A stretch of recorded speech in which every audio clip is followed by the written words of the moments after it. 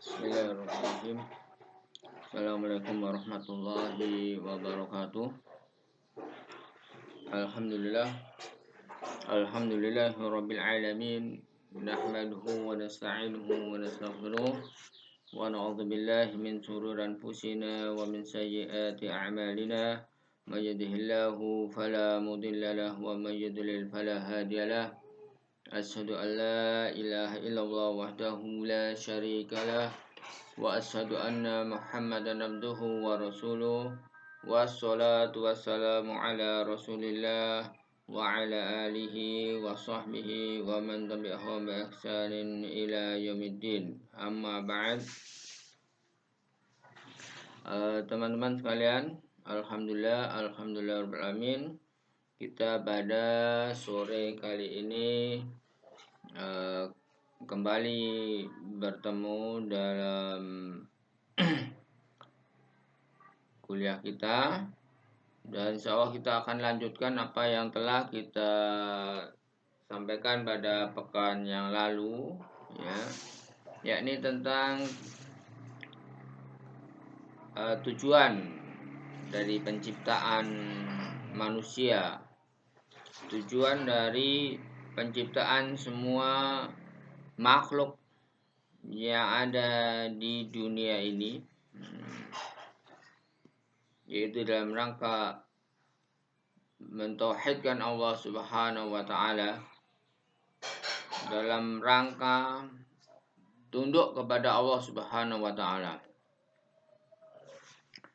Teman-teman sekalian, sebagaimana telah kita ketahui pada pertemuan yang terdahulu bahwa manusia tersusun dari berbagai unsur,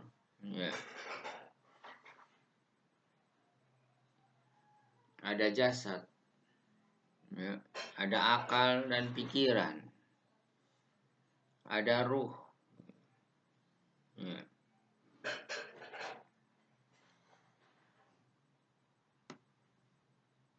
yang masing-masing unsur mempunyai spesifikasi yang sempurna, sebagaimana Allah Subhanahu wa taala ciptakan dalam bentuk yang sebaik-baik bentuk, yaitu ahsani taqwim, bi ahsani taqwim.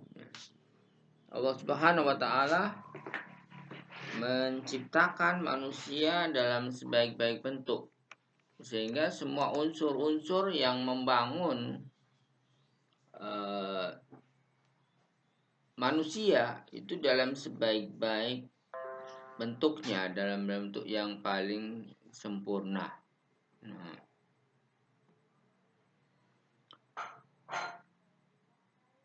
Kemudian manusia juga dilengkapi dengan satu fitrah. Jadi ketika manusia itu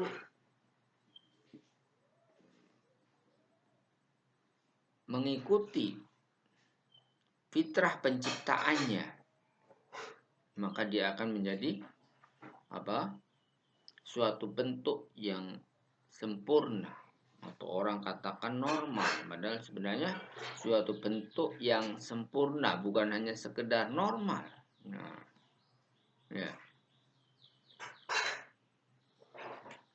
Teman-teman sekalian, bahwa selain manusia sebagai makhluk jasmani yang seperti binatang melata yang lain, seperti binatang, di sisi lain manusia diciptakan oleh Allah Subhanahu wa taala dengan satu naluri, yaitu menemukan sang penciptanya, kemudian menemukan agamanya. Ini satu fitrah yang difitrahkan oleh manusia kepada manusia. Jadi sebagaimana yang telah kita jelaskan pada pertemuan terdahulu bahwa satu hal yang tidak mungkin diingkari oleh setiap manusia bahwa dia adalah diciptakan. Walaupun dia mengaku sebagai seorang komunis, tidak bisa membantah bahwa dia adalah makhluk yang diciptakan. Sebagai seorang makhluk pasti ada sang khalik, penciptanya. Nah, ini suatu hal yang pasti, ya. Tidak bisa diingkari. Suatu benda di dunia ini pasti ada. Suatu yang ada di dunia ini pasti dibuat oleh sang pembuatnya. Ya. Kita tidak akan percaya jika sebuah perahu kemudian kita mengatakan itu ada begitu saja. Ya. Tiba-tiba ada. Ini tidak mungkin kita percayai. Pasti sebuah perahu ada penciptanya. Begitu juga sebagai seorang manusia, pasti ada yang menciptakannya. Ya.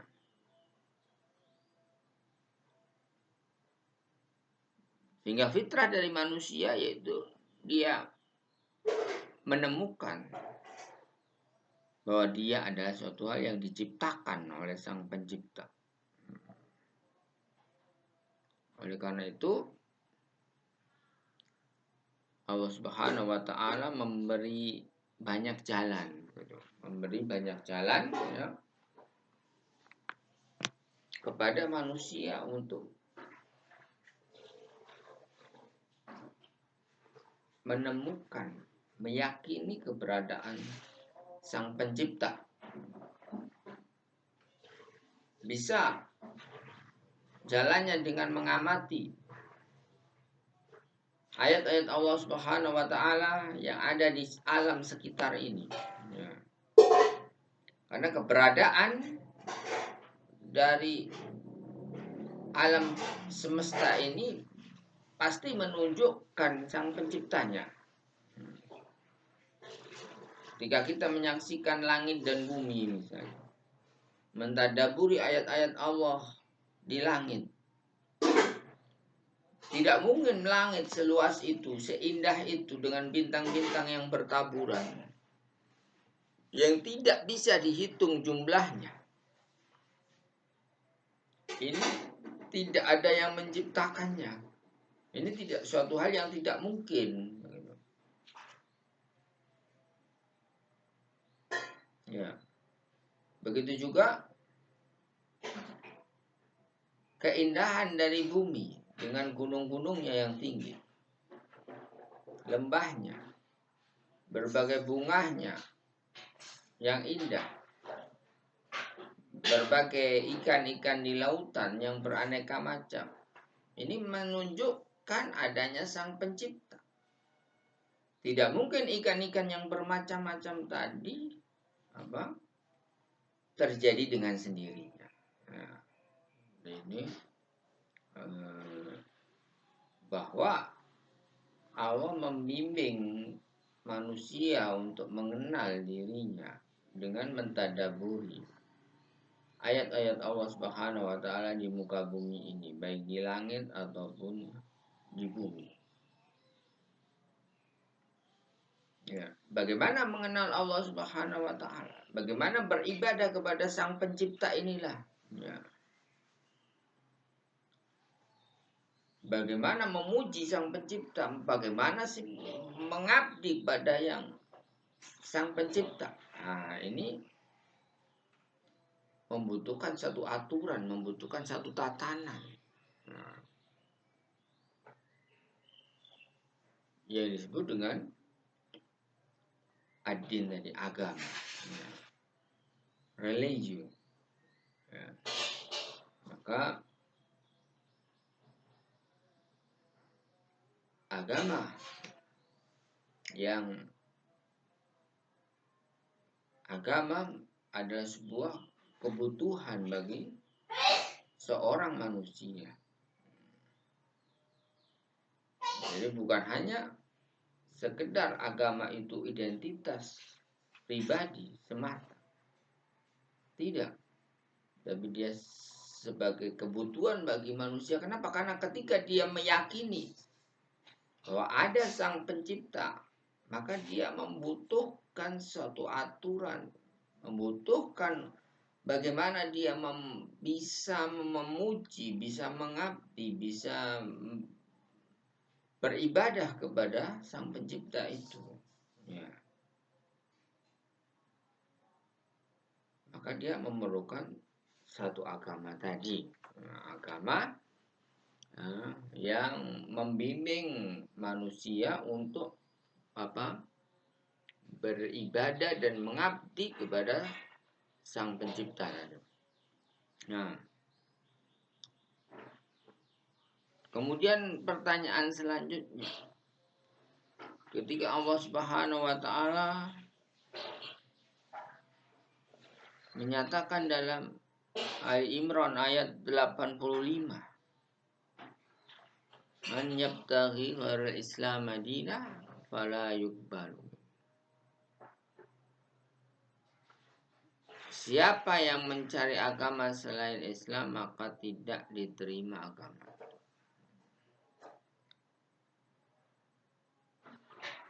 Ya.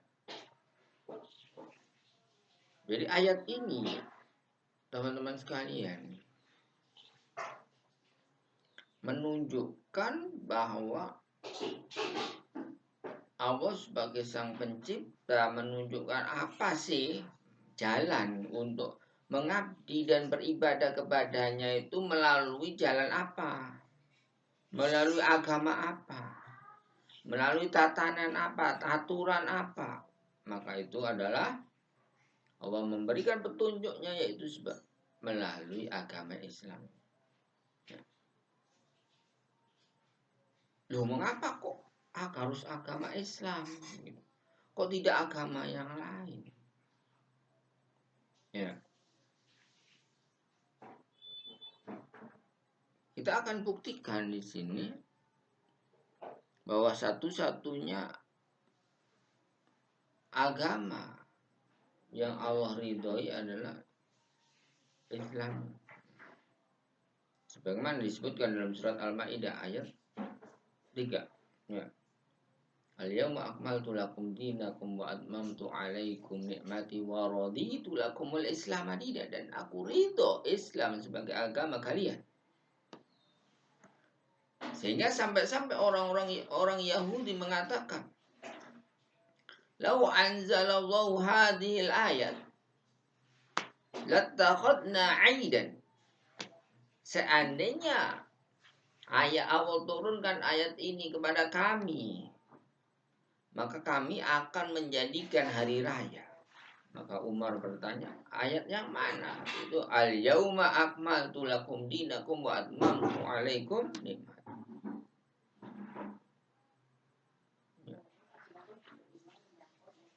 Kenapa ketika ayat ini turun, gitu kan? Ya. Allah jelas-jelas menunjukkan bahwa agama yang paling diridhoi oleh Allah Subhanahu wa taala adalah agama Islam. Karena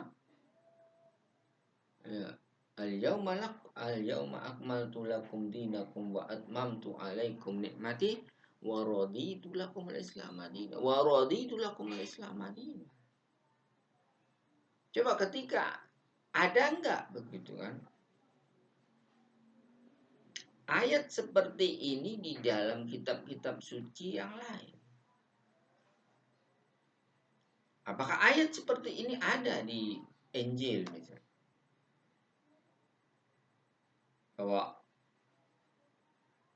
atau adat seperti ini ada di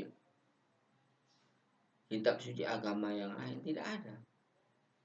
Sehingga tidak ada satu Tuhan pun selain Allah yang menyatakan dengan jelas bahwa apa? Dia ridho terhadap agama tertentu. Ya.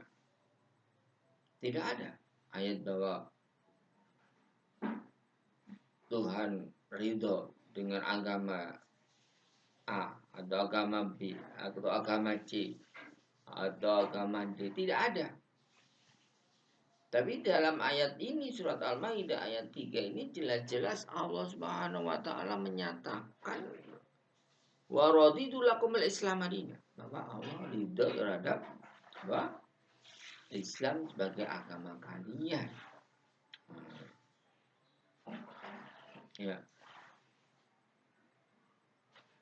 Kita lanjutkan, mengapa sih kok Islam itu agama yang berbeda dengan yang lain, ya.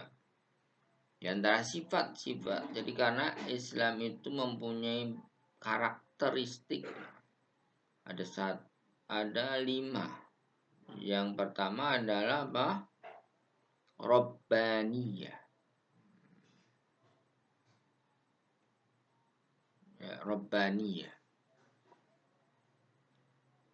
Yaitu bahwa agama Islam ini diturunkan langsung oleh Allah Subhanahu wa taala. Bukan buatan Nabi Muhammad SAW. Dengan bukti apa? Dengan bukti ayat tadi, gitu kan? Surat Al-Maidah ayat 3 tadi. Begitu juga Al-Quran diturunkan sebagai syariat bagi manusia secara langsung dari Allah Subhanahu wa taala. Inna nahnu nazzalna dzikra. Sungguhnya kami yang telah menurunkan al-dzikra, Al-Quran ini. Dan kami akan menjaga. Nahnu lahu hafidun. Nah, sehingga berbeda dengan agama yang lain. Yang sumbernya berbeda.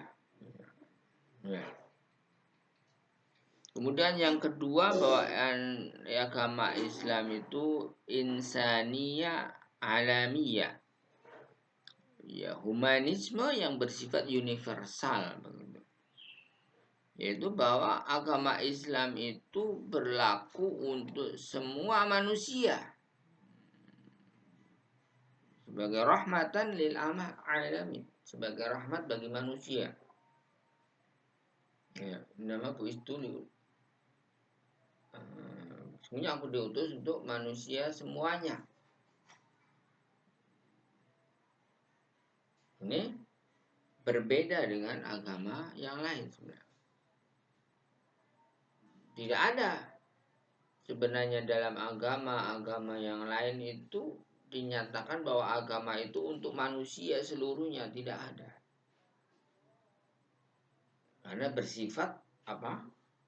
Lokal semata, parsial, tidak bisa digunakan untuk seluruh manusia.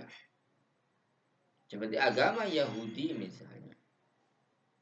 Dia hanya bisa dianut oleh orang-orang Yahudi. Tidak bisa agama Yahudi untuk seluruh manusia, tidak bisa. Nah, begitu juga agama-agama yang lain ini tidak secara usulnya itu tidak diperuntukkan bagi seluruh manusia. Kenapa? Karena mengalami kesulitan. Orang yang selain dari wilayahnya mengalami kesulitan. Yang berbeda dengan agama Islam, seluruh manusia bisa melaksanakannya. Nah.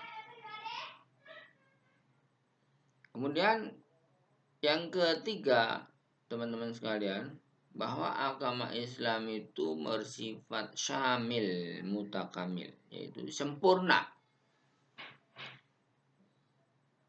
Jadi syariat-syariat, aturan-aturan yang ada di dalam agama Islam itu sempurna.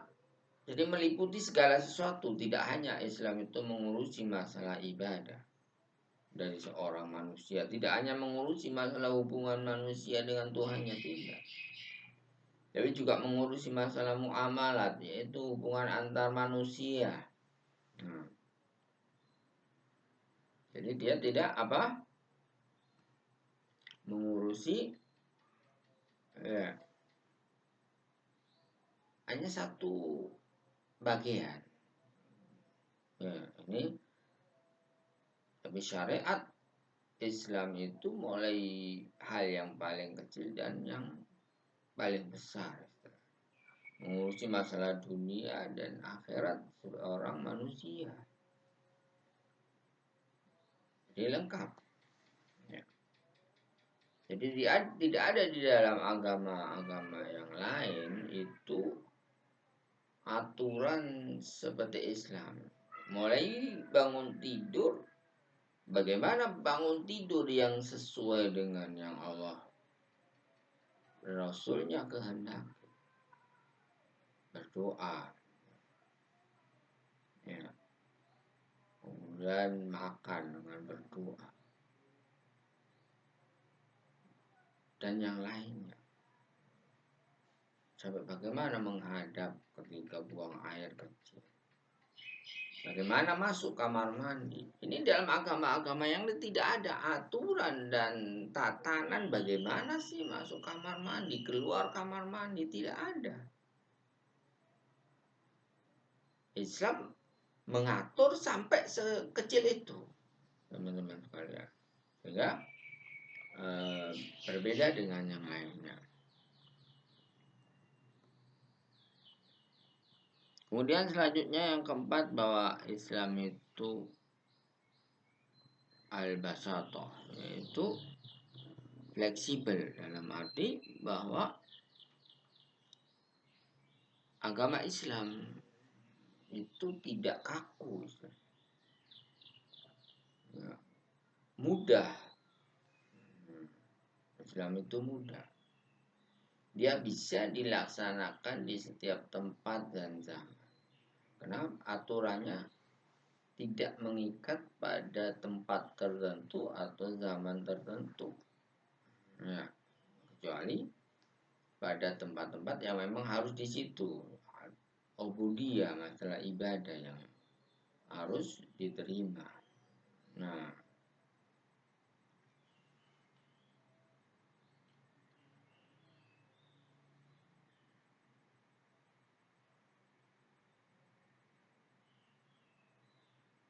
kemudian selanjutnya bahwa Islam itu adil.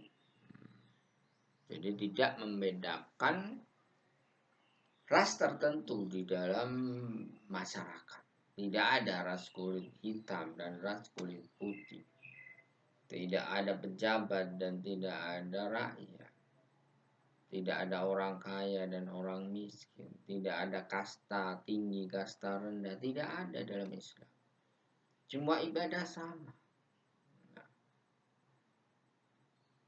Berbeda dengan agama yang lain. Islam tidak membeda-bedakan ras tertentu dan kasta tertentu.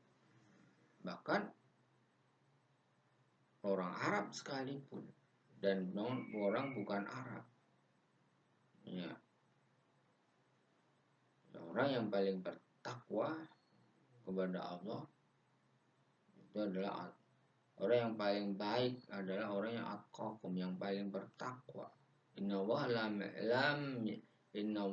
la yanzuru ila suwarikum. Sebenarnya Allah tidak melihat rupa-rupa kalian, tapi Allah la yanzuru ila qulubikum. Allah melihat pada hati-hati kalian. Nah, ini menunjukkan bahwa Islam menghapuskan